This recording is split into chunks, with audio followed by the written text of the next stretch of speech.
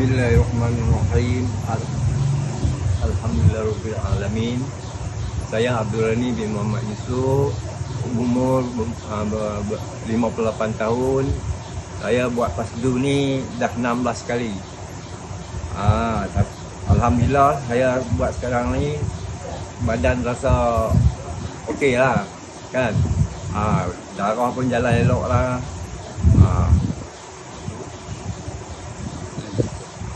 Saya patutnya dah kena buat bypass, tapi saya buat pasal ni saya tak buat lagi lah.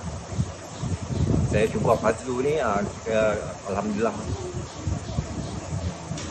Jadi apa rasa sekarang bila dah buat masa sekarang ni pernafasan dan saya boleh buat lah kerja-kerja.